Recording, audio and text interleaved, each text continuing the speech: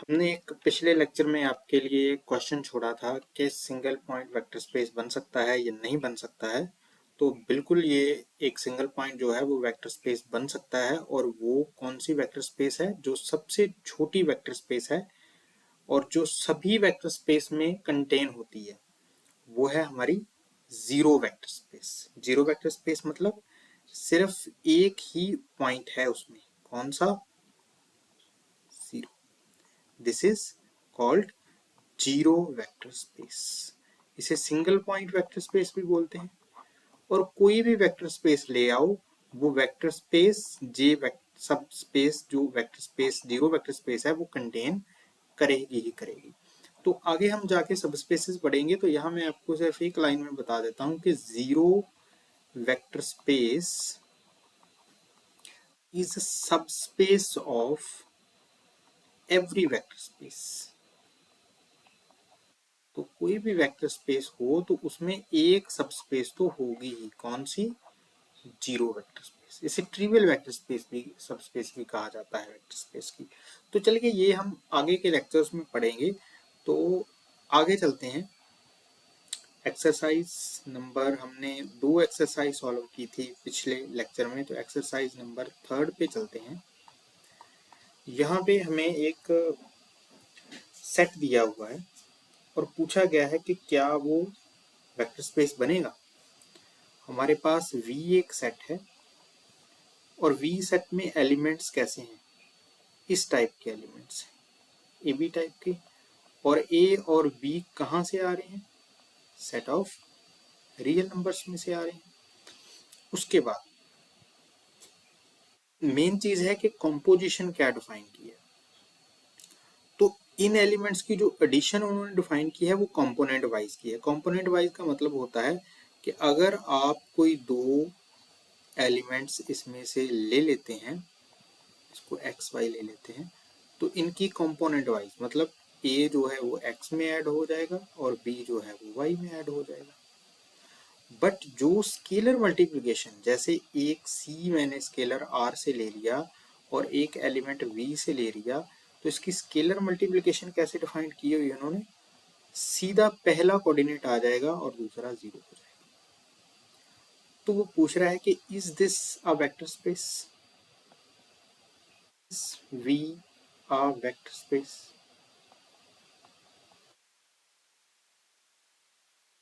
तो क्या ये होगा? तो इसकी 8 प्रॉपर्टीज हैं वेक्टर स्पेस की, हमें चेक करनी पड़ेगी कि सभी फॉलो हो रही हैं या नहीं हो रही। तो एडिशन क्योंकि ट्रिवियल है, कंपोनेंट वाइज है, तो एडिशन की सभी प्रॉपर्टी सेटिस्फाई हो जाएंगी, ये ठीक है। बट एक प्रॉपर्टी है वेक्टर स्पेस की। वेक्टर स्पेस की वो प्रॉपर्टी नंबर भी मैं आपको यहाँ पे लिख देता हूँ कि कौन सा है वो। दैट इज वेक्टर स्पेस की प्रॉपर्टी नंबर 5। ये क्या कहती है? ये कहती है for each element x in V vector space में, तो 1 इंटू एक्स जो है वो x के बराबर। तो 1 क्या है? 1 तो फील्ड में से आ रहा है, एक स्केलर है। तो अगर हम इस केस में 1 को फील्ड ऑफ रियल नंबर में से ले लें और कोई एक एलिमेंट ए बी जो है वो V में से ले लें, तो 1 इंटू ए बी ये क्या बन जाएगा? According to this scalar multiplication ये क्या होगा? जी होगा पहला कोऑर्डिनेट और जीरो। क्या जी ए बी के बराबर आ गया? मतलब दोबारा एक्स के ही बराबर आ गया है? नहीं आया। तो ये वाली प्रॉपर्टी जो है वो सेटिस्फाई नहीं कर रही, प्रॉपर्टी नंबर 5। तो ये वेक्टर स्पेस नहीं बनाएगा। अभी आप और भी इसकी स्केलर मल्टीप्लिकेशन की प्रॉपर्टी चेक कर सकते हैं कि कौन सी हो रही है और कौन सी नहीं हो रही है। तो चलिए आगे की एक्सरसाइज पे चलते हैं। हमारे पास कुछ सेट दिए हुए हैं, उन पे जो है वो डिफाइन की हुई है एडिशन और स्केलर मल्टीप्लिकेशन, और पूछा क्या है कि वेक्टर स्पेस बनाएगा या नहीं बनाएगा। तो चलिए आगे चलते हैं। एक ये क्वेश्चन है, एक्सरसाइज नंबर, हम इसे डाल लेते हैं एक्सरसाइज नंबर 4। तो V वही ऑर्डर्ड पेयर का एक सेट है। यहाँ पे ए बी जो है वो सेट ऑफ रियल नंबर में से है, और एडिशन कैसे डिफाइन की है? एडिशन डिफाइन की है कि अगर दो एलिमेंट्स आ जाएं और ऐड हो जाएं तो उनकी एडिशन होगी A1 प्लस 2 टाइम्स B1 और A2 प्लस 3 टाइम्स B2। और स्केलर मल्टीप्लिकेशन कैसे डिफाइन किया है? यहाँ पे स्केलर मल्टीप्लिकेशन डिफाइन किया है कि C जो है वो पहले एलिमेंट के साथ मल्टीप्लाई हो जाएगा और दूसरे के साथ भी मल्टीप्लाई हो जाएगा। अब मुझे ये वाला सेट तो यही चल रहा है पिछली कुछ एक्सरसाइज के, बदल चेंज क्या हो रही है? कॉम्पोजिशंस। तो ये स्केलर मल्टीप्लिकेशन की जो कॉम्पोजिशन अब डिफाइन की है ये सिंपल है, मुझे लग रहा है कि ये सारी की सारी प्रॉपर्टी सेटिस्फाई करवा जाएगी। तो प्रॉब्लम अब कहाँ पे होगी? यहाँ पे, क्योंकि एडिशन जो है वो कुछ और तरीके से डिफाइन किया हुआ है। तो पहली प्रॉपर्टी चेक करके देखते हैं। पहली प्रॉपर्टी क्या आती है वेक्टर स्पेस की, कि x प्लस वाई इक्वल होना चाहिए y प्लस एक्स के।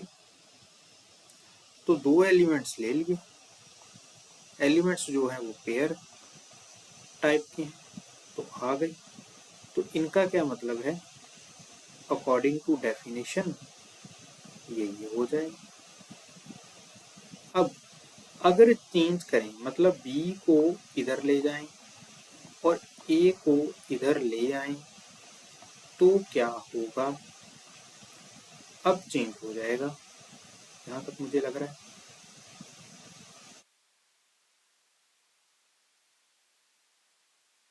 तो क्या ये दोनों इक्वल हैं? नहीं। तो कम्यूटेटिविटी नॉट होल्ड,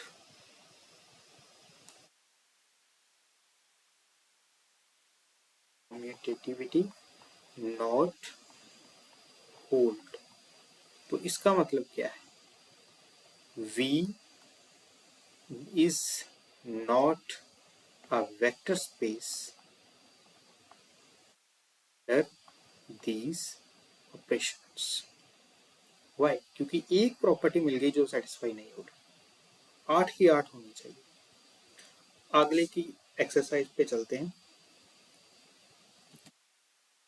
आगे की हमारे पास V सेम ही दिया हुआ है, V बिल्कुल सेम है, वही ऑर्डर्ड पेयर है, और यहाँ पे AB जो है वो R से आ रहे हैं। अब एडिशन कैसे डिफाइन किया है? चलिए, एडिशन है जी coordinate wise. Addition is defined as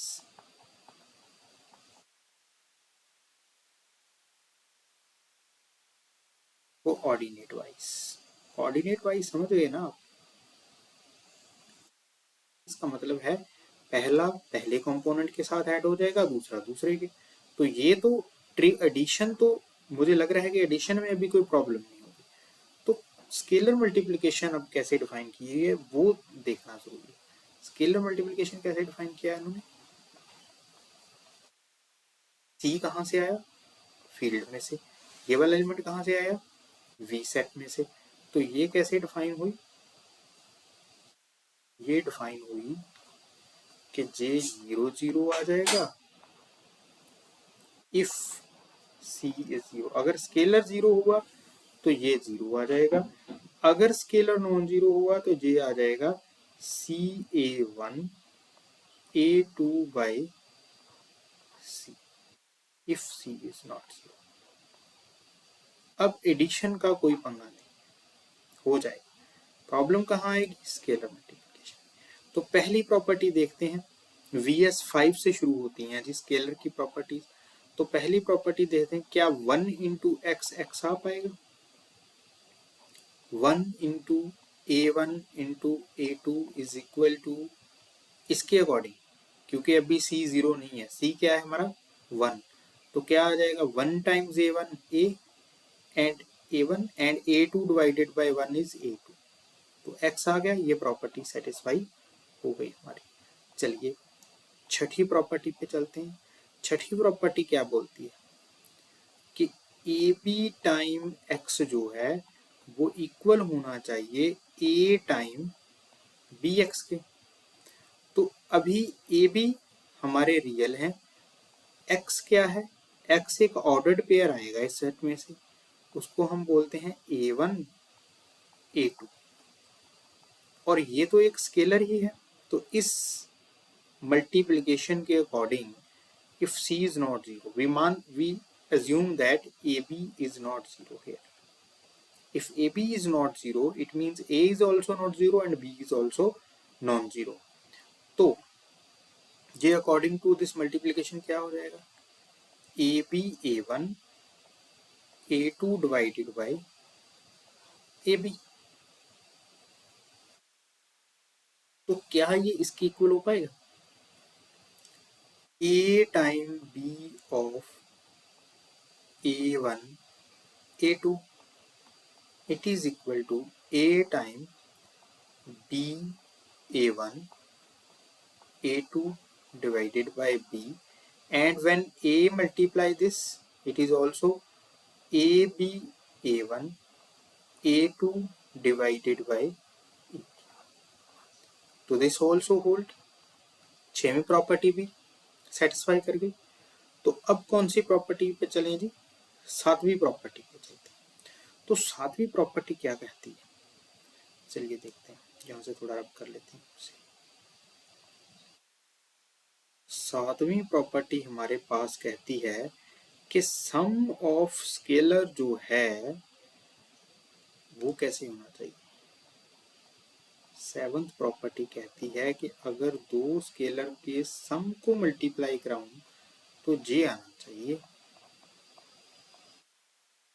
तो अभी a प्लस बी हमारे पास स्केलर है और x क्या है A1 A2, तो जब ये अंदर मल्टीप्लाई होगा तो क्या बनेगा a plus B times A1 A2 divided by a plus B, और ये किसके इक्वल होगा A1 plus BA1 into A2 divided by A plus B, यही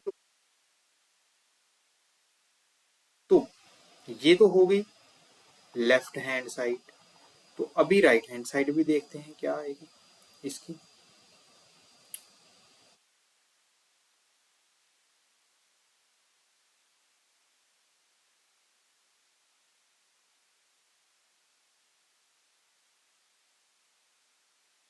चलिए, तो राइट हैंड साइड क्या आएगी इसकी AX प्लस BX। अभी हमारे पास x क्या है A1 A2 plus B times A1 A2, तो अभी क्या होगा A1 A2 divided by A plus B of A1 A2 divided by B। तो क्या जब मैं इसे प्लस करूंगा तो इसके इक्वल आ पाएगा ये A1 प्लस BA1, ये तो आ गया। जब इन दोनों को डिवाइड कराऊंगा A2 divided by A plus A2 divided by B, तो क्या ये दोनों आपस में इक्वल हैं, पहला कंपोनेंट तो इक्वल है, बट क्या दूसरा कंपोनेंट इक्वल है इसके, नहीं है। तो हमारी सातवीं प्रॉपर्टी जो है वो फिर VS7 नॉट सेटिस्फाइड। अगर सेटिस्फाइड नहीं हो रही तो इसका मतलब क्या है, V does not form a vector space under the defined combinations. तो ऐसे करके हम जो सेट्स हमारे पास दिए होते हैं हम इनको चेक करते हैं। आप यूजीसी नेट मैथमेटिक्स की तैयारी अगर कर रहे हैं तो ये एक्सरसाइज आपको बहुत फ़ायदा देने वाली है, क्योंकि एक आध क्वेश्चन जो है वो हमेशा इसी तरह से आता है कि एक हमारे पास सेट दिया होता है, उस पे एडिशन कंपोजिशन डिफाइन होती है और उस पे हमारी स्केलर मल्टीप्लिकेशन डिफाइन होती है और पूछा जाता है कि क्या ये वेक्टर स्पेस बनाएगा। तो हमें कम से कम एक प्रॉपर्टी, अगर वो नहीं बना रहा तो कम से कम एक प्रॉपर्टी ऐसी ढूंढनी है जो फॉलो नहीं हो रही। तो अगर तो सभी फॉलो हो जाएं, सभी चीजें आपको मिल जाएं तो वो वेक्टर स्पेस बना देगा। अगर नहीं बनाएगा तो कोई ना कोई ऐसी प्रॉपर्टी मिल जाएगी जो सेटिस्फाई नहीं हो रही। यही इसको करने का तरीका है। So thank you very very much. Next lecture में हम सब स्पेसेस को डिस्कस करेंगे। Thank you so much.